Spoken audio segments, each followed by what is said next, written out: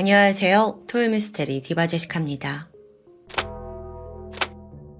2015년 2월 9일 저녁 6시 미국 뉴욕주의 피츠포드 경찰서로 살인사건 신고가 들어옵니다.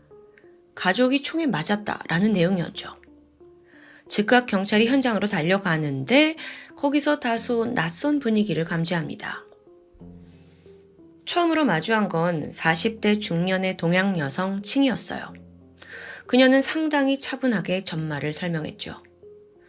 2층 방에서 총성이 울려서 올라가 봤는데 20살인 제 둘째 아들 찰스가 49살의 남편 리앙탄에게 총을 쏘았습니다.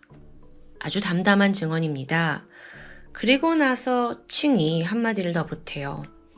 제 아들은 저를 보호하려다 그런 거예요. 그녀는 끝내 비통한 눈물을 보였는데요. 실제로 남편 리앙은요, 2층 서재 바닥에서 사망한 채 발견됩니다. 얼굴과 가슴, 팔에 3발의 총을 맞았고 그 외 외상은 없어요. 이 현장에서는 범행에 사용된 산탄총과 함께 아들의 지문이 묻은 탄피도 발견됐습니다. 앞서 엄마 칭이 범인으로 증언을 한 그 둘째 아들 찰스는요, 이 집 거실에 차분히 앉아 있었어요. 경찰이 도착하니까 스스로 손목을 내밀었고 자기가 아버지를 죽였다는 사실을 순순히 인정했죠. 그런데요, 현장을 둘러보던 경찰이 이상한 점을 발견합니다. 남편 리앙의 시신을 살펴보니까 이미 부패가 좀 진행이 되어 있더라고요. 게다가 바닥과 시신에 묻은 혈흔도 완전히 말라 있어요. 그러니까 이거 누가 봐도 사망한 지 며칠이 지난 거예요. 아니 혹시 이렇게 방치를 하고 지금 며칠 후에 신고를 한 걸까 싶었죠. 자, 일단 그 남편 리앙의 생활 반응은 신고가 들어오기 4일 전인 2월 5일에 마지막으로 확인됩니다. 그날 저녁 8시 40분쯤 회사 직원들한테 이메일을 보냈더라고요. 근데 그걸 끝으로 통신 기록이나 신용카드를 쓴 내용은 전혀 확인되지 않아요. 그래서 경찰이 이걸 토대로 2월 5일에서 2월 6일 그 사이에 사건이 발생했다라고 보게 됩니다. 자, 그렇다면 아버지 리앙을 죽이고 이 가족이 모두 합세해서 무려 지난 4일간 시신을 방치한 게 돼요. 도대체 무슨 사연이 있는 걸까요? 이 전말을 알아보기에 앞서 먼저 이 가족 관계에 대해 좀 자세히 알아볼 필요가 있습니다. 중국인 리앙은 1988년 캐나다로 이민을 왔습니다. 와서 같은 중국계인 아내 칭을 만나 결혼을 했고요. 2 아들 제프리와 찰스를 낳았죠. 그러다가 2003년에 가족이 다시 미국으로 건너오게 돼요. 이때 리앙이 창업을 하면서 큰 성공을 거머쥡니다. 어떤 사업이었냐면 휴대폰 카메라에 디지털 센서를 만드는 다이노맥스라는 회사를 만들었어요. 근데 이게 시대적인 니즈와 함께 빠르게 성장을 하더니 결국 한화 70억 규모의 회사가 된 거죠. 사실 미국에서는 이민자 1000명 중에 1명도 하기 힘든 아주 유례없는 성공 사례였습니다. 가족들 또한 그 부를 누리며 유복하게 살아가게 되죠. 한편 리앙의 2 아들 제프리와 찰스는 어릴 때부터 유달리 영특했습니다. 특히나 둘째 아들 찰스는요, 명문고에 다니면서 학생회장하고요, 성적 우수하고요, 운동도 잘해요. 그러니까 얘를 딱 보면 누가 봐도 앞으로 명문대 가겠다 할 만한 프로필이었어요. 네, 예상대로 아이비리그 대학교 중 하나인 코넬 대학에 진학을 하게 되는데요. 아니 여기에서도 활발하게 사교 클럽에 가고 또 미식 축구팀에 들어가서 다재다능한 모습을 보입니다. 그런 찰스가 성격도 좋아. 막 되게 친절했대요. 그래서 학교에서도 남녀노소 누구에게나 인기가 많은 학생이었죠. 이 모든 걸 종합했을 때 정말 남들 눈에는 완벽한 삶을 사는 것처럼 보였을 겁니다. 하지만 그 누구도 이들 가정에 잔인한 비밀이 있다는 건 눈치채지 못했는데요. 그건 바로 좋기 20년이 넘는 시간 동안 아버지 리앙이 엄마 칭을 심하게 폭행하고 있었다는 사실이었죠. 그의 가정폭력은 결혼 초기부터 시작됐어요. 아내한테 소리 지르고 물건을 던지는 것부터 해서 끝내 손찌검까지 하는 거죠. 그렇게 점점 부모가 더 살벌하게 싸웠고 그럴 때마다 두 아들 제프리와 찰스는 혹시나 무슨 일이 생길까? 그러면 경찰이나 친척한테 도움을 요청해야 하잖아요.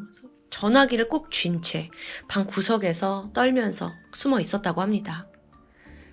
이 부부의 문제가 워낙 몇 년간 지속이 되다 보니까 사실 친척들도 다 알고 있었어요.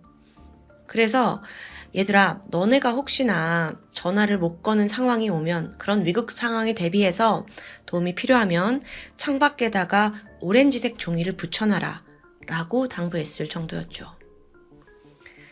아이들은 아버지의 폭력을 피해서 엄마와 종종 여성 쉼터에 머물렀습니다. 제프리와 찰스가 다 잘 사는 집 아들들인데 쉼터에서 사는 게 쉽지 않죠. 그런데 오히려 아이들에게는 아버지의 폭력을 피할 수 있는 안락한 장소였다고 해요. 그만큼 집이 안식처가 아니라 거의 지옥과 같았던 거죠. 애들이 성장할수록 아버지 리앙의 폭력과 학대는 더 심해집니다. 자식들 앞에서 아내 때리고 심지어 어느 날부터는 목을 조르기 시작해요. 당연히 가정폭력 신고가 들어갈 거 아니에요. 그래서 경찰도 이 집에 자주 출동을 했어요. 그 기록을 좀 보니까 엄마 칭은 지난 10여 년간 18번이나 가정폭력 신고를 했습니다. 또 남편에 대한 접근 금지 명령 신청과 함께 변호사한테 가서 이혼 문제도 상담했죠. 근데 끝내 칭은 법적 처벌을 원하진 않았어요. 이게 아무래도 정작 이혼을 하게 되면 내가 아이들을 혼자 키울 수 있을까라는 것도 걱정이 됐을 거고 또 아이들한테 아빠를 뺏어가는 게 아닐까라고 걱정도 된 거예요.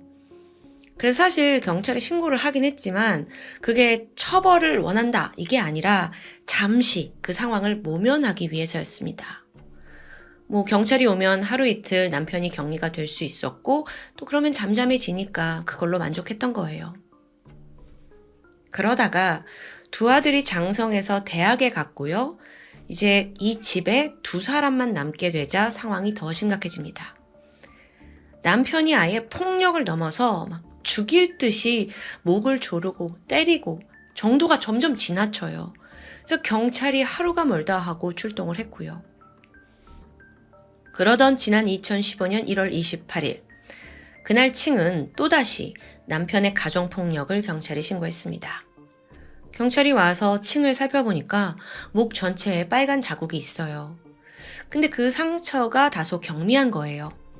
그래서 경찰도 당신 남편을 어떤 경범죄로 처리하기를 원하냐라고 물었습니다. 근데 이번에도 칭은 좀 안일한 태도를 보였죠. 그냥 남편한테 이 집을 좀 나가달라, 이렇게 경찰이 좀 도와달라라고 요구를 합니다. 그렇게 남편이 이제 집을 떠나고 홀로 남게 되자 칭은 아들 찰스에게 전화를 겁니다. 하소연을 하는 거예요. 오늘 니네 아빠가 나한테 이랬다 저랬다 하면서요. 사실 그간 남편한테 폭력을 당할 때마다 좀 둘째 아들이 딸처럼 살가웠나 봐요. 그래서 엄마가 자주 전화를 걸곤 했대요. 네 아버지가 오늘 목을 졸랐다. 나는 거의 정신을 잃을 정도였다. 나 정말 다음엔 죽을지도 모른다. 이런 하소연을 듣는 아들의 입장은 어땠을까요? 답답하죠. 답답해요. 두렵고 불안하고요. 그래서 결국 아들이 아버지한테 전화를 걸어서 화를 냅니다. 근데 아버지는 오히려 당당해요.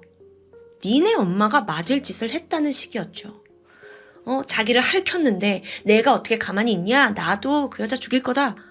아들에게까지 여과 없이 분노를 드러냅니다.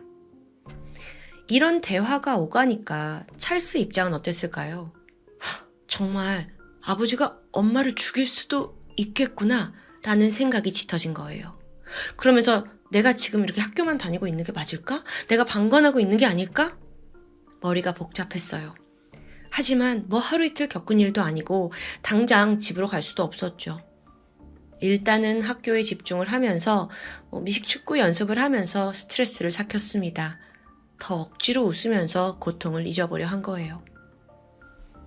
그런데 그날 이후 일주일이 지난 2월 4일 엄마에게 또 전화가 걸려옵니다. 지난번과 같은 상황이 반복됐어요. 엄마는 나 이제 정말 죽을 것 같다. 거의 막 체념하듯 말합니다. 순간 찰스는 동요했어요. 이렇게 있다가는 엄마를 잃을 수도 있었습니다. 자기가 어떤 결정을 하든 간에 그것 때문에 자신의 미래가 사라질 수도 있다는 걸 알고 있었죠. 하지만 지금은 엄마를 보호하는 게 그에게 우선순위였습니다. 다음 날인 2월 5일에 찰스는 코치한테 나 더 이상 훈련에 참석할 수 없다라고 알렸고요. 자신의 은행 계좌 2곳에서 돈을 모두 인출한 뒤에 사냥용 레밍컨 샷건을 구매하는 걸 시도합니다. 그러니까 시도하기 전에 사실 자기는 그 명문대학 코넬대 학생이고 범죄 경력도 없으니까 총을 수월하게 얻을 수 있으리라 생각을 했어요. 그런데 사실 예상치 못한 문제가 있었죠. 찰스는 캐나다 시민권자였습니다. 그러니까 미국에서는 외국인 신분이에요. 총을 사려고 하면 외국인이기 때문에 신원과 범죄 경력 조회에 추가적인 시간이 걸리게 됩니다. 총을 딱 사러 갔는데 당신 신원 조회 결과가 나와야 된대. 기다려야 된대. 그러니까 찰스는 마음이 급해졌죠. 그랬다 엄마 죽으면? 결국 그는 학교의 동아리 모임에서 만난 같은 고향 출신인 후배 휘트니에게 현금 800불을 쥐어주면서 나 대신 사냥용 총을 구해달라고 부탁을 합니다. 당시 휘트니 입장에서는 평소 찰스는 워낙 착실하고 모범적인 애예요. 대리로 총 사주는 거? 큰 문제가 될 거라고 여기지 않았죠. 사냥을 하는데 필요한가 보다 싶어서 레밍턴 산탄총과 탄약 2상자를 구매해 줍니다. 대신해서요. 그렇게 총을 획득한 찰스는 여전히 고민하고 있었어요. 살인을 결심했지만 실행은 쉽지 않았죠. 더군다나 대상은 아버지입니다. 그래서 그날 밤 저녁 10시에 절친 제이콥을 만나서 이렇게 털어놔요. 우리 아버지 문제 때문에 내가 엄마와 함께 미국을 떠날 것 같다. 울음을 보였습니다. 물론 이때 살인에 대한 언급을 하진 않았죠. 이후 그는 1시간 반을 운전해서 본가로 돌아옵니다. 6일 자정이었어요. 한 손에 총을 들고 조용히 뒷문을 통해서 2층 아버지 서재로 올라갔죠. 그리고 아버지와 마주한 순간 탕탕탕 3발의 총을 발사합니다. 그 총성에 놀란 엄마가 급히 2층으로 올라왔어요. 아들은 총을 들고 있죠. 남편은 쓰러져 있죠. 그녀는 상황을 바로 파악하게 되는데요. 자기 때문에 아들이 살인자가 되어버렸다는 생각에 그녀도 주저앉고 말았습니다. 이때 찰스는 엄마를 붙잡고 엄마 정신 차려. 우리 모든 거 버리고 같이 캐나다로 가서 거기서 중국으로 도망칩시다. 라고 설득합니다. 아무래도 고국인 중국으로 가면 미국 경찰이 추적을 따돌릴 수 있으리라 생각한 거예요. 그리고 이 말에 칭도 동의를 합니다. 자기 아들을 그냥 감옥에 가게 할 수는 없었거든요. 이어서 찰스는 형 제프리에게 전화를 해요. 그리고 상황을 설명했죠. 형도 동생의 말을 이해했는지 형도 곧이어 토론토에서 이들과 합류하기로 합니다. 이후 황급히 짐을 챙긴 찰스와 엄마는 2월 6일 새벽 2시 국경을 넘었고 캐나다 토론토에 도착합니다. 거기서 형과 조우한 후에 상하이행 편도 항공권을 구입했어요. 즉각 중국 여행 비자도 신청했죠. 자, 도주했고 형 만났고 비행기표 샀고 모든 게 순조로웠습니다. 그런데 여기서 찰스가 또 한 번 고민해요. 이렇게 도주하면 엄마와 형까지 평생 쫓기며 살아야 합니다. 과연 이 결정은 맞는 걸까? 그냥 나만 감옥에 가면 되는 거 아닐까? 왜 엄마와 형까지 고생해야 되지? 결국 그는 내가 자수를 하는 게 더 나은 방법입니다. 라고 가족들을 다시 설득했어요. 2월 9일 도피 3일 만에 이 가족들이 나이아가라 폭포 인근의 국경을 통해서 다시 미국으로 돌아옵니다. 그리고 같은 날 오후 5시 찰스는 신변을 정리해요. 먼저 친구들한테 이메일을 보내서 친구들아, 곧 뉴스에서 내 이야기가 나올 건데 당황하지 마. 이렇게 보냈고요. 또 뒷부분에는 시간이 지나면 모두가 진실을 알게 될 거다라고 덧붙입니다. 자, 그렇게 다 정리했고요. 친과 가족은 저녁 6시 911에 전화를 해서 모든 걸 털어놓게 되죠. 자, 여러분 이 전말이 어떻게 이어지는지 다 이해가 되셨죠? 이제 찰스에게는 판결만이 남아 있습니다. 한편 사건을 접한 검찰은 찰스가 진술도 했고 또 과거에 가정폭력 신고가 많잖아요. 그래서 그 기록을 토대로 찰스를 2급 살인 혐의로 기소합니다. 2015년 10월에 재판이 시작되는데 여기서부터 검찰과 변호사 측의 주장이 팽배히 부딪혀요. 검찰은 그래 네가 아무리 가정폭력의 그 분위기 속에서 살아서 엄마를 보호하려고 했다 한들 살인은 정당화될 수 없다. 무거운 죄다. 라고 주장합니다. 반면에 변호사는 지난 세월 아버지가 얼마나 폭력적이었는지 아냐 이걸 강조하면서 정당방위를 주장했죠. 이어서 이 재판의 쟁점은 아버지의 가정폭력이 얼마나 심했느냐 그게 또 얼마나 지속되었느냐 이거였습니다. 여기에 여러 가지 기록과 지인들, 친척들의 증언이 나와요. 그런데 또 그 와중에 아니 엄마 칭이 아버지를 신고해서 구속시킬 수도 있는 기회가 여러 번 있지 않았냐. 근데 그걸 왜 그냥 흘려보냈냐? 정말 너의 남편이 한 사람을 죽일 만큼 폭력이 과했는가?에 대한 질문은 여전히 계속 맴도는 거예요. 그러니까 판사들도 확신할 수 없었던 거죠. 그렇게 재판이 결국 검찰 쪽에게 유리하게 흘러가게 되는데요. 하지만 재판 막바지에 아무도 예상하지 못했던 변호사의 놀라운 전략이 등장하게 돼요.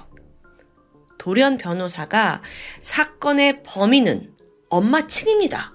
이렇게 말한 거예요. 그러니까 찰스가 아니라 엄마 칭이 범인이라고 하는 건데 지금 무슨 상황인가 싶죠? 자, 생각해보면 그날 집에 있었던 건 피해자 아버지와 어머니 그리고 찰스뿐이에요. 찰스가 총을 쐈다고는 했지만 그건 이들의 증언일 뿐 증거가 충분해야만 가능한 겁니다. 근데 정말 찰스가 총 쏜 거 맞아? 엄마가 죽인 거 아니야? 이런 질문을 던진 거예요. 어라? 이렇게 새로운 범인이 나올 수도 있다라는 분위기 속에서 사건 방향이 바뀌게 돼요. 왜 그러냐면 만약에 반대쪽 검찰이 누가 진짜 범인인지 확실한 물증을 대지 못한다면 무죄 추정 원칙에 따라서 두 사람 모두에게 무죄가 선고될 수 있는 겁니다. 그래서 변호사는 아니야. 이 사건 범인은 찰스가 아니라 엄마 칭이야 라고 밀어붙여요.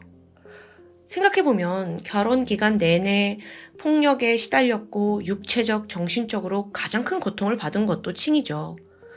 그리고 또 이 사건 일주일 전에 막 거의 목 졸리고 막 죽음의 공포를 느꼈잖아요.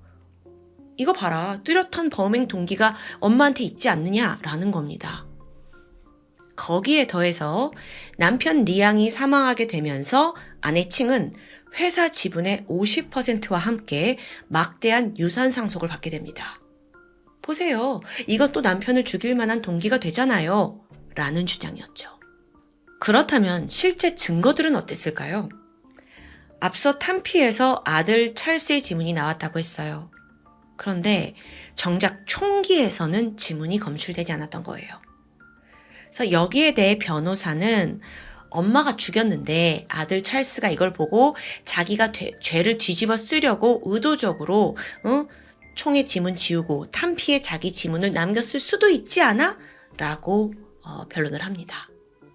네, 이 논리대로 흘러가면 판사 입장에서도 그래, 칭이 죽였을 수도 있겠네?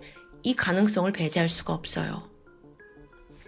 변호사의 전략은 완벽히 적중했습니다. 배심원단이 50시간 넘게 논의를 이어갔지만 이들 속에서도 의견이 엇갈려요. 결국 판사는 불일치 배심이 나오게 되니까 재판을 무효로 하는 미결정 심리를 선포했죠. 검찰이 여기에 불복하면서 재기소하려고 했는데요.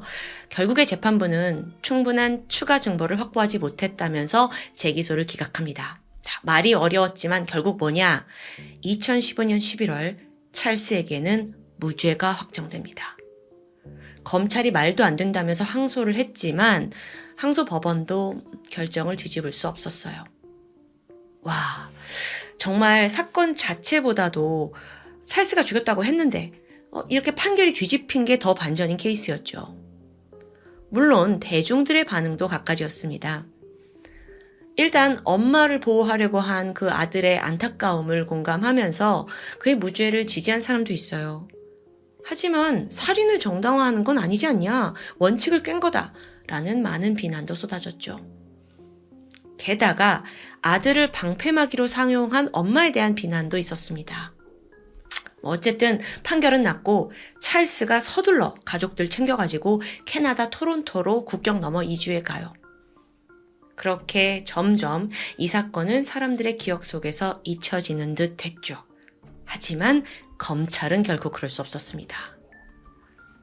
자, 찰스가 범인이라는 걸 더 확실하게 밝힐 순 없을까? 그래서 검찰이 처음부터 사건을 꼼꼼히 살펴봐요.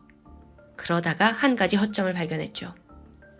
앞서 찰스가 친구 휘트니를 통해서 총기를 구매했었죠. 대리 구매요. 근데 미국은요, 워낙 총기 사고가 빈번해서 총기를 대리로 구매하는 것조차 중범죄입니다. 이거 기소 사유 있네? 이거다 싶었던 검찰은 찰스를 불법 총기 구매 혐의로 이제 기소를 합니다. 그러면서 휘트니도 같은 혐의로, 공모 혐의로 체포했고요. 근데 지금 문제가 찰스는 미국에 없어요. 캐나다로 가버렸죠. 근데 총기 불법 구매 정도로 범죄자 인도를 청구하는 건 말이 안 되고요. 그래서 고민을 하게 되는데 이때 검찰은 찰스 얘는 어렸을 적 친구가 다 미국에 있으니까 분명 언젠가 미국으로 돌아온다. 조용히 그 시간을 기다리자라고 결정하게 됩니다. 그렇게 2년이 지나요. 2017년 9월이었죠. 타이밍이 왔습니다. 친한 친구의 결혼식에 참석하기 위해서 찰스가 잠시 미국에 입국을 하게 된 거죠. 검찰은 그가 공항을 나오자마자 체포를 했고요. 당신을 불법 총기 구매 혐의로 기소합니다. 이렇게 하고 유치장으로 데리고 가요. 이어서 2018년 6월, 그때까지 약 9개월 정도 구금이 돼 있던 찰스는 재판대에 드디어 서게 됩니다. 이때 검찰은 살인의 죄를 물을 수는 없어요. 그래서 불법 총기 너 25년형이다 라고 청구했어요. 네, 불법 총기 구매로 25년형은 다소 과한 형일 수도 있죠. 근데 이제 이 사람들은 생각이 있던 거예요. 여기서 찰스도 그래요. 내가 모든 혐의 인정할 테니까 25년형 너무 심하지 않습니까? 좀 감형을 해주세요. 요구를 합니다. 그런 협의가 이루어지고 있던 사이에 재판부가 어떤 결론을 내리게 되냐? 판사는 찰스가 총을 대리구매했고 의도적인 행동을 했고 그리고 그건 계획된 살인 범죄의 일환이었다는 걸 인정하면서 그에게 20년형을 선고합니다. 아니, 총 때문에 20년이요? 총 잘못 산 것 때문에? 네, 결국 이건 그의 살인 범죄가 어느 정도 인정되는 부분이었죠. 그렇지 않고서 20년은 좀 과하니까요. 오늘 사건 참 엎치락 뒤치락이 많았습니다. 근데 정리해보면 찰스는 태어난 이후 아버지의 심각한 가정학대 속에서 자랐어요. 직접적인 폭행을 당한 건 아니었어요. 그렇지만 평생을 공포 속에서 살아야 했죠. 근데 어머니 칭도 사실 이 책임에서 자유로울 수 없다고 생각해요. 자신의 하소연을 들어준다는 이유로 막 아들한테 그렇게 불만을 털어놨으니까요. 이로 인해 아들의 공포는 더욱 커져갔죠. 그 아들을 보호해줄 어른은 누구였을까요? 양쪽 부모의 무책임함 속에서 또 다른 피해자가 된 찰스는 결국 아버지를 살해한 폐륜 범죄자가 되었습니다. 그들 입장에서는 정말 다행히도 똑똑한 변호사를 만나서 살인죄를 미꾸라지처럼 피해갔습니다. 근데 저도 그래요. 살인을 한 건 맞잖아요. 결국 찰스는 검찰이 정의를 구현하겠다, 이런 수사관의 끈질김 끝에 20년형을 받으면서 사건은 마무리되었습니다. 물론 이게 살인죄는 아니었지만요. 오늘 참 이렇게 꼬이고 꼬인 전말을 보면서 이런 생각이 들었습니다. 그때 찰스는 정말 최선의 선택을 한 걸까요? 그리고 찰스 엄마 칭은 좀 더 빠르게 현명한 결정을 할 수 있지 않았을까요? 그러면 아들과 남편 둘 다 구할 수 있지 않았을까요? 여러분의 생각은 어떠신가요? 지금까지 토요미스테리 디바제시카였습니다. 안녕하세요. 토요 미스터리 디바제시카입니다. 2016년 7월 2일 호주 퍼스 지역을 가로지르는 수안강에서 2명의 낚시꾼이 보트를 틔운 채 한가로이 낚시를 즐기고 있었습니다. 그날따라 물고기가 한 마리도 잡히지 않았어요. 그래서 지루함만 점점 커져가던 그때, 저거 뭐야? 실눈을 뜨고 보니까 강물 위에 버려진 여행 가방이 둥둥 떠 있는 겁니다. 도저히 그냥 지나칠 수 없었죠. 두 사람은 보트를 가까이 대고 낑낑대며 그 가방을 건져냅니다. 열자마자 악취가 코를 찔렀어요. 당연히 수상하고 불길했죠. 그리고 곧 눈에 들어온 것은 분명 사람의 발입니다. 야, 이거 우리가 열면 안 될 것 같아. 이들은 즉각 경찰에 신고하게 됩니다. 수사관이 확인한 결과 여행 가방에 들어있던 건 웅크린 채 사망해 있는 여성의 시신이었습니다. 상태가 끔찍했죠. 몸과 머리에 심한 타박상이 남아 있었는데 특히 머리는 둔기에 최소 25번 이상 집중적으로 가격당한 흔적이 보입니다. 당연히 두개골 완전히 골절된 상태였고요. 사망 원인 역시 둔기 폭행에 의한 것이었습니다. 그런데 한 가지 특이한 점이 있어요. 이 가방에는 시신만 있던 게 아니라 깨진 도자기 타일 조각이라고 해야 할까요? 이런 게 무더기로 함께 발견된 겁니다. 이게 보통 욕실 벽면이나 주방에서 쓰는 그런 타일이요. 이게 사건과 무슨 관련이 있을까요? 한편 본격적으로 사건을 수사하기도 전에 경찰이 난관에 봉착해요. 가장 기본인 신원 파악이 너무도 힘들기 때문입니다. 시신을 발견하고 나서도 2달 동안 이 죽은 이가 누구인지 전혀 알아내지 못했어요. 그나마 경찰이 알 수 있는 건 시신이 동양인 여성이다 라는 정보뿐이었죠. 물론 몇 가지 특이점이 있긴 합니다. 눈썹 문신을 한 상태였고요. 또 위쪽 앞니에 치과 치료를 받은 흔적이 있어요. 게다가 여성은 발견했을 당시에 검정색 조끼와 도쿄 디즈니랜드 로고가 있는 검은색 티셔츠를 입고 있었습니다. 경찰이 지난 2달간 이 정보만 가지고 일단은 실종자 데이터베이스를 모두 검색했지만 매치되는 사람이 나오질 않습니다. 사실상 정보도 충분하진 않았고요. 그런데 지금 이 상황을 다시 한번 유추해보자면 피해자는 아예 가족이 실종신고조차 하지 않았다는 게 되잖아요. 결국 경찰은 시신의 몽타주를 만들어서 언론에 배포하기 시작했죠. 그렇게 2달이 지난 9월, 퍼스 경찰서에 한 건의 실종신고가 접수됩니다. 신고자는 25살의 여성 티파니 완이었는데요. 자신의 어머니 57세의 애나벨 첸과 연락이 닿질 않는다면서 도움을 청하는 신고입니다. 이 딸 티파니는 퍼스에서 한 3,000km 떨어진 호주 멜버른 대학에서 공부를 마쳤고 최근 졸업한 상태였어요. 그 딸이 어머니와 마지막으로 연락을 한 건 약 2달 전인 6월 30일쯤이었고요. 마침 수안강에서 동양 여성의 시신이 떠오른 건 7월 2일, 며칠 차이 나지 않죠? 그래서 경찰이 혹시나 하는 마음에 이 딸 티파니에게 시신의 정보를 공유합니다. 눈썹 문신이 있고 디즈니랜드 티셔츠를 입었고 자, 몽타주 한번 확인해 보시죠. 여기서 티파니는 확실하지 않다고 말했어요. 그리고 얼마 후에 보관되어 있던 시신을 두 눈으로 확인하고는 이럴 수 없어요 하고 믿지 못하겠다는 듯 비명을 지릅니다. 자신의 엄마 애나벨 첸이 맞았던 거죠. 그렇게 드디어 피해자 신원이 드러나면서 이 수사는 급물살을 타기 시작했죠. 우선 딸은 어머니의 마지막 모습에 대해서 이렇게 기억하고 있었습니다. 어떤 낯선 동양인 남자와 함께 차를 타고 떠났다는 거예요. 근데 그 남자가 누구인지까지는 모르겠대요.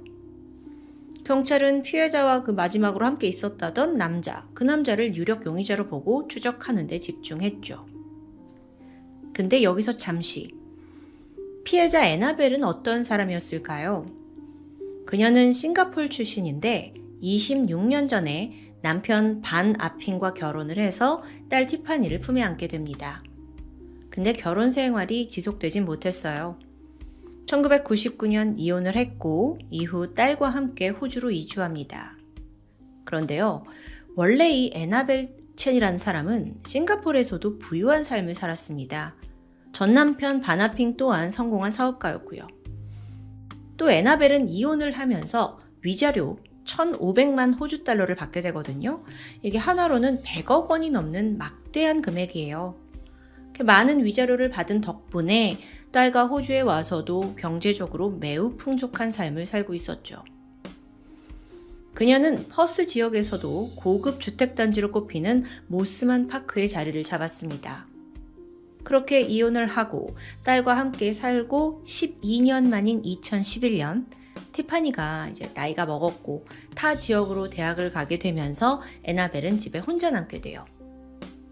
여기서 생각해보면 홀로 사는 부유한 중년 여성, 그게 바로 애나벨이었던 건데 어쩌면 이건 범죄 타깃이 되기 굉장히 쉬운 조건이라고도 볼 수 있습니다.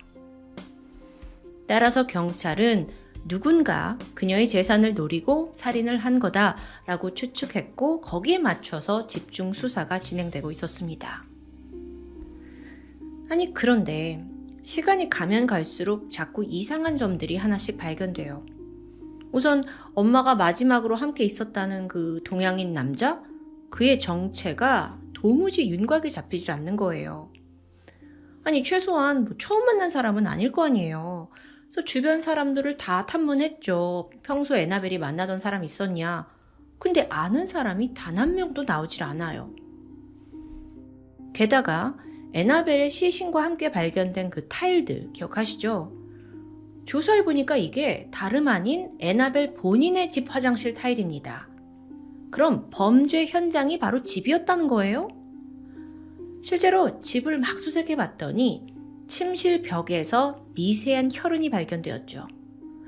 근데 사건이 여기서 벌어진 것 같긴 한데 또 매트리스는 이상하리만치 깨끗해요.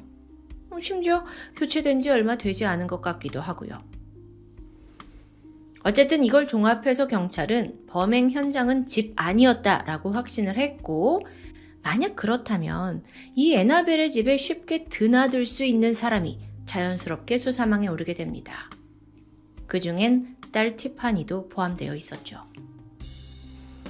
우선 경찰은 티파니에게 엄마의 실종 신고를 왜 2달이 지나서야 했냐라고 묻게 됩니다. 아무리 대학 때문에 멀리 살았어도 그동안에 왔다 갔다 하고 또 연락을 했을 텐데 말이죠. 여기에 대해 티파니는 저는 엄마가 스위스로 해외여행 간 줄 알았어요. 그렇게 말했거든요. 이러는 거예요. 장기 여행을 가면서 엄마는 그 여행 때문에 자기 졸업식에도 참석하지 못했다고 하는데 잠시만요. 졸업식이요? 경찰은 티파니의 대학 졸업사진을 확인합니다. 그리고 거기서 아주 뜻밖의 인물을 발견했죠. 바로 싱가포르에 산다던 애나벨의 전 남편이자 티파니의 친아빠 바나핑이었습니다. 물론 아빠가 딸의 졸업식에 온 건 결코 이상한 일이 아니에요. 하지만 시기가 묘합니다. 졸업식은 8월 초거든요. 이때 이미 애나벨은 사망한 후였고 근데 딸은 엄마가 여행 간 줄 알고 아빠만 호주에서 와서 졸업식에 참석했다? 의심을 품고 더 조사해보니까 바나핑은 사실 이혼을 한 후에 막대한 위자료를 아내에게 지불하면서 좀 경제적으로 쪼들려 있는 상황이었습니다. 그러면 동기가 더 확실해질 수 있어요. 혹시 그가 전처의 재산을 노린 건 아닐까라고 생각할 수 있으니까요. 물론 둘은 법적으로 남남입니다. 이혼을 했기 때문에. 그래서 애나벨이 죽더라도 그녀의 재산이 전 남편 바나핑에게 가지 않아요. 하지만 티파니라면 말이 달라요. 엄마의 막대한 재산은 딸에게 100% 상속될 거고 그걸 아버지가 노리고 딸과 좋은 관계를 유지한 거라면요. 자, 우선 부녀를 신문해 봐야겠죠. 아버지 바나핑은 딸의 졸업식 직후에 싱가포르로 돌아갔습니다. 근데 최근에 엄마 애나벨이 죽었다는 소식 듣고 다시 호주에 돌아왔어요. 경찰한텐 좋은 기회였죠. 즉각 그를 상대로 신문을 펼치는데 반한핑은 모든 의혹을 강하게 부인합니다. 그러면서 아니 내가 전처를 죽인 범인이라면 왜 제 발로 호주에 왔겠냐. 내가 싱가포르에 있었으면 사건 수사도 다 어렵고 이게 일이 쉽게 되지 않았을 거고 내 범죄를 다 감출 수 있었을 텐데 난 제 발로 온 사람이다. 말이 안 되지 않냐. 이런 거예요. 그는 단지 엄마가 죽고 나서 혼자 남은 딸이 걱정돼서 호주에 온 거라는데요. 그럼 혹시 딸 티파니가 엄마를 살해한 게 아닐까 생각할 수 있는데 경찰도 이런 가능성을 두고 조사를 이어갑니다. 그 과정에서 졸업식이 있기 전 티파니가 엄마와 심하게 다퉜다는 걸 알게 돼요. 그 이유가 뭐였냐면 딸이 졸업식에 아버지를 초대했기 때문이었어요. 엄마는 딸이 나 몰래 아빠와 연락하고 있었다는 사실에 분노를 했고 애초부터 이 전 남편의 졸업식에 참석하는 걸 완전히 반대해왔다고 해요. 근데 딸은 또 그런 입장이 아니었죠. 그리고 뜻을 굽히지 않았고요. 모녀 간에 지금 충분한 갈등이 의심되는 상황입니다. 그래서 딸 티파니를 신문하게 되는데 경찰이 혹시 당신 이렇게 물으니까 티파니가 아주 당황했어요. 저를 지금 의심하시는 거예요? 그러면서 여기서 아주 충격적인 이야기를 털어놓게 됩니다. 그녀가 졸업식이 있기 전 아버지가 참석 한 해 만에 이 문제로 엄마와 갈등을 빚었던 건 사실이에요. 결국 아버지 반하핑도 이걸 듣고는 내가 네 엄마랑 전처랑 직접 대화를 해야겠다라고 생각을 했고 그 길로 싱가포르에서 호주로 날아옵니다. 그렇게 두 사람이 만난 건 2016년 6월 30일. 애나벨의 집에서 엄마와 아빠 이 둘 중에 누가 딸 졸업식에 갈 거냐 이야기를 나누게 되는데 사실 정확히는 언쟁에 가까웠습니다. 티파니의 증언에 따르면 2층 침실에서 시작된 부모님의 다툼 소리가 1층 거실에 있는 딸에게도 들릴 정도였다고 해요. 당시 반한핑은 흥분한 이 전 아내 애나벨을 진정시켰는데 엄마는 막 분노를 참지 못하고 고함이 점점 더 커져갔죠. 그렇게 막 목소리가 높아지던 순간 쿵 하고 둔탁한 소리가 들려요. 이내 정적이 흘렀고요. 1층에 있던 딸이 걱정이 돼서 위층을 향해서 묻습니다. 괜찮은 거예요? 소리를 쳤는데 이때 아버지가 하는 말이 티파니 2층 올라오지 마. 아빠가 다 해결할게. 그렇게 한참이 지난 후에 마침내 아빠가 홀로 거실로 내려왔습니다. 그는 갑자기 눈물을 흐느끼면서 자신이 엄마 애나벨을 죽였다고 털어놓았다는데요. 근데 그 상황이 분노에 찬 엄마가 먼저 테이블 위에 있던 무거운 장식용 종이 있는데 이걸 들더니 아빠 머리를 내리쳤대요. 그리고 이걸 또 한 번 가격하려는 순간 아빠가 엄마를 제압하고 종을 빼앗아서 그녀의 머리를 수차례 내리쳐고 살해했다는 거죠. 이런 아버지의 자백을 듣게 된 딸은 너무나 당황스러웠습니다. 신고를 해야 할까? 근데 순간에 든 생각이 엄마도 죽었는데 아빠까지 잡혀갈 순 없는데? 그래서 티파니는 신고하는 대신 아빠를 보호해야겠다는 생각이 들게 되죠. 잠시 후 그녀는 아빠를 도와서 범죄 현장을 수습합니다. 엄마의 새빨간 피가 묻은 그 옷을 다 비벼서 빨았고요. 매트리스도 교체해둬요. 집안에 남아있는 아빠의 족적도 모두 닦아냈죠. 그 사이 반한핑은 애나벨, 그러니까 전 아내의 시신을 여행용 캐리어에 담았습니다. 강에다가 유기할 생각으로 해요. 근데 그냥 시신만 넣으면 금방 떠오를 수 있잖아요. 그래서 무게를 늘리기 위해 욕실에 있는 타일을 부셔서 가방 안에 함께 넣어둡니다. 딸은 집에서 핏자국을 닦고 있고 아버지는 홀로 강으로 향해서 그렇게 시신을 유기한 겁니다. 모든 걸 처리하고 나서 아버지는 딸한테 의심을 피해야 하니 평소처럼 행동하라고 신신당부했어요. 그래서 티파니가 어떻게 했냐면 지난 2달간 엄마가 죽은 걸 알고 있었음에도 불구하고 엄마 휴대폰에 엄마 언제 와요? 보고 싶어요. 사랑해. 연락 좀 해줘. 이런 문자를 계속 보낸 겁니다. 완전히 뻔뻔하게 행동한 거죠. 여기까지 이 사건의 전말을 털어놓은 티파니는 결국 이 모든 게 아빠의 지시를 따른 것이라고 주장하고 있었습니다. 그런데 여기서 반전이 있어요. 경찰이 바남핑에게 갔어요. 당신의 딸이 모든 걸 자백했습니다. 라면서 아빠를 다시 신문하기 시작했는데 그의 반응이 너무 놀라웠죠. 정말 내 딸이 그렇게 말했다고요? 당황하더니 그가 조심히 입을 뗍니다. 그리고 이 스토리는 앞서 티파니와 정반대의 이야기였죠. 이 사건의 범인은 내 딸 티파니입니다. 라고 딸을 지목한 거예요. 아니 이거 무슨 상황이냐고요. 자, 이제 아빠 바남핑의 진술을 들어볼게요. 그날 밤 언쟁을 벌이고 싸움을 한 건 자신과 전처 애나벨이 아니라 티파니와 애나벨이었다고 합니다. 같은 문제로 왜 너 나 몰래 아빠랑 연락하고 졸업식에 초대했냐, 이 문제로 큰 다툼이 벌어진 거예요. 근데 두 사람이 어느덧 거칠어지더니 급기야 서로 물건을 집어 던지면서 몸싸움으로 번지게 됩니다. 이때 티파니가 옆에 있던 장식용 종을 들어서 엄마한테 던졌는데 엄마가 머리를 맞아요. 바로 쓰러진 건 아니고 엄마가 고통스러워하면서 너무 화가 났죠.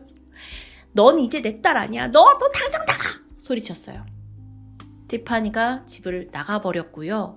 그래도 하루 뒤에 좀 화가 누그러졌는지 엄마가 걱정됐는지 집에 돌아오게 되는데 와서 보니까 엄마 애나벨은 이미 뇌출혈로 사망한 상태였다는 거예요. 엄마가 죽었습니다. 패닉에 빠진 딸이 너무 급해서 당장 아빠한테 연락을 했고 6월 30일 아빠가 급히 싱가포르에서 호주로 들어옵니다. 아빠는 딸을 보호하기 위해서 전처 애나벨의 시신을 강에 버려 유기하고자 했어요. 그리고 그 과정에서 자신도 강에 빠져서 안경을 잃어버렸다고 증언합니다. 자, 지금요. 아버지와 딸이 서로를 범인이라고 지목하고 있는 아주 기가 막힌 상황입니다. 그리고 분명 한 명은 명백히 거짓말을 하고 있어요. 모함하는 상대가 가족이라는 게 좀 씁쓸한데요. 어쨌든 두 사람 모두 재판대에 올랐죠. 하지만 거기서도 주장을 결코 굽히지 않습니다.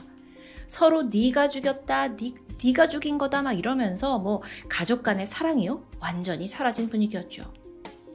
그렇게 길고 긴 재판이 이어졌습니다. 양측의 주장이 사실인지 그걸 밝혀내기 위한 증거와 증언이 이어졌는데 사실 조금 안타깝게도 이게 호주 언론이다 보니까 앞서 얘기한 것들 종을 들었고 안경을 잃어버렸고 이런 내용들 외에 그 재판에서 어떠한 증거들이 더 추가적으로 나왔는지는 좀 자세히 나오질 않더라고요. 그래서 너무 아쉽지만 법정 공방 내용은 잠깐 뒤로 하고 바로 어떤 판결이 나왔는지 보겠습니다. 재판 결과 아버지 바남핑이 패배합니다. 그는 전처 애나벨 살인 혐의로 징역 20년을 선고받아요. 딸과 아버지 중에 범인은 아버지다 라고 지목된 거죠. 그 이유는 살해 동기가 딸보다 강했기 때문이라고 판단되는데요. 생전 전처와 재산 문제로 갈등이 있었다라는 게 드러났고 또 실제로 애나벨이 숨진 직후에 바남핑의 통장에 애나벨의 재산 일부가 송금됐어요. 이 사실이 확인된 거예요. 재판부가 이걸 토대로 봐라, 처음부터 재산을 노리고 범행을 한 게 아니냐라고 판단한 거죠. 그 외에도 그 애나벨의 머리가 둔기로 최소 25번 이상 가격을 당한 거다라고 분석이 됐잖아요. 그 정도의 훼손으로 봤을 때 피해자보다 범인이 훨씬 더 체구가 크고 힘이 센 남성일 것이다 라는 쪽에 무게가 실리게 됩니다. 게다가 사실 아버지와 딸 이 두 사람의 진술에서 공통된 점이 뭐였죠? 시신을 유기한 사람은 모두 아버지 바남핑이다 라고 있었잖아요. 그렇기 때문에 좀 명백한 부분이 있었어요. 자, 그럼 반면에 딸 티파니는 살인 혐의에 대해선 깔끔하게 무죄를 받습니다. 하지만 여전히 증거를 조작했다는 죄가 있어요. 거기에 대해서 징역 4년 10개월을 선고받았죠. 이렇게 기가 막힌 범죄의 재판이 끝이 납니다. 하지만 사실 호주 내에서도 이게 주범이 진짜 누구냐, 그 정체를 두고 많은 논쟁이 있었습니다. 티파니는 어쨌든 엄마가 죽었다는 사실을 알고도 아빠랑 아무렇지 않게 졸업식 참석했고 또 환한 미소로 사진을 찍었어요. 심지어 친구들에 따르면 이날 유독 그녀가 굉장히 기분이 좋아 보였다라는 이야기도 있고요. 이게 아무리 아버지가 평소처럼 행동해야 우리가 들키지 않는다라고 말했다 하더라도 과연 정상적인 딸이라면 그렇게 할 수 있었을까요? 이렇다 보니 일부에선 애나벨이 살해당한 배경에는 분명 어떤 식으로든 티파니의 공조가 있었을 거다라고 의심을 합니다. 그래서 티파니가 100% 살인에 대해 무죄를 받은 게 어딘가 적절치 않다라는 분위기였죠. 근데 여러분, 이 스토리 아직 끝이 아닙니다. 지난 2019년에 증거 조작 혐의로 4년 10개월을 선고받고 수감하고 있던 티파니가 3년 만에 가석방으로 나오게 돼요. 이 뉴스로 또 시끄러웠죠. 게다가 풀려나자마자 숨진 엄마 애나벨의 수백만 달러 유산을 상속받았다는 게 알려집니다. 참고로 호주 법에 의하면 살인죄로 판결을 받을 경우 피해자의 재산은 절대 상속받을 수 없습니다. 근데 티파니는 지금 살인 혐의는 아니잖아요. 그래서 유산 상속권이 그대로 살아 있었던 거죠. 근데 정말 그녀가 이 살인과 무관해? 이걸로 또다시 뜨거운 논쟁이 일게 됩니다. 근데 또 그렇다고 이 상속을 제지할 수 있는 법적 근거는 전혀 없었어요. 마지막으로 지금 보고 계신 이 사진은 어머니를 살해한 후 아버지와 다시 졸업식에서 만나서 환하게 기념사진을 찍고 있는 티파니의 모습입니다. 과연 그녀가 어머니의 유산을 온전히 누릴 자격이 정말 있는 걸까요? 어쩐지 찝찝함이 여전히 남는 이번 사건. 과연 엄마를 죽인 건 아버지일까요? 아니면 딸일까요? 지금까지 토요미스테리 디바제시카입니다.